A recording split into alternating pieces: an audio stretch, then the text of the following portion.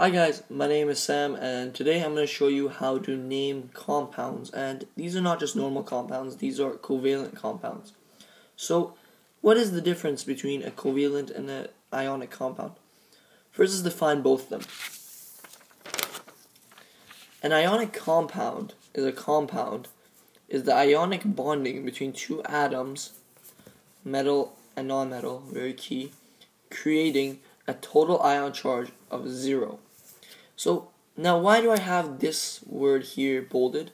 Well, because bonding and sharing are the two key aspects that are different between these two. Bonding is when an atom either gains or loses, as in the electron's actually gone or the electron's actually gained.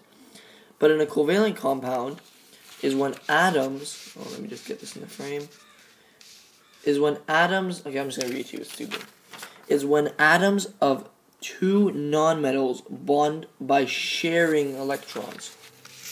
So there it is. When atoms of two nonmetals bond by sharing electrons. So today I'm going to talk about chemical formulas, and chemical formulas describes the proportions of the component element. So it's just saying how much of it is. So let's do an example right off the bat here. Let me just fold this.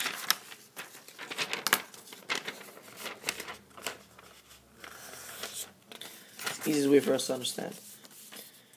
An example here is phosphorus sulfur, and they're going to be doing a covalent compound. So how do we find out that this is a covalent compound? We have to understand our periodic table. You can see this is the staircase here, and this staircase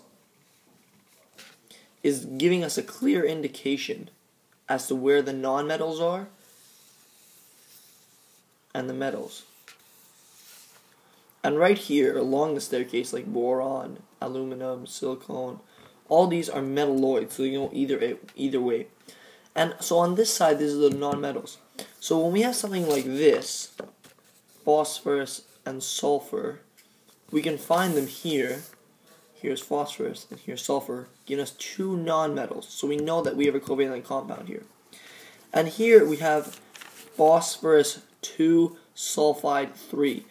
So naturally you would think that it's called phosphorus sulfide, but you can see here I have a big X through it, meaning that this is not right. This is how you do an ionic compound.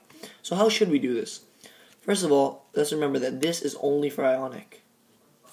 For us to be able to do this, we need to understand a couple of things about this. Prefixes. These are just Roman words that mean numbers. So mono, di, tri, all these mean numbers. So we want to write a chemical formula for a covalent compound like phosphorus sulfide. We have to know prefixes.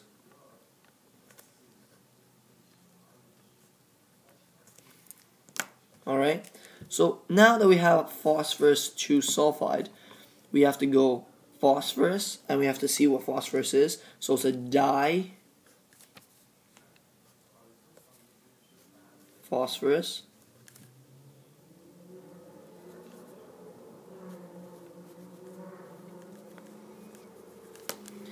And we see here this 3, and we find it on our prefixes, which are at the back of our periodic table. We see tri means that, so tri sulfide.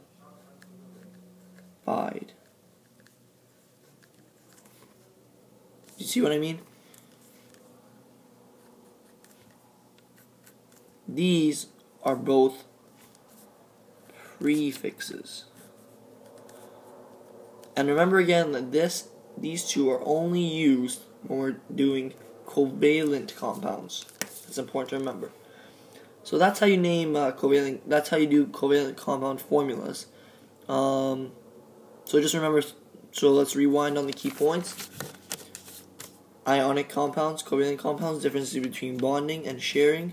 Chemical formulas are telling us the portions. And remember, prefixes, Roman numerals telling us where it is, and does not end with "ide."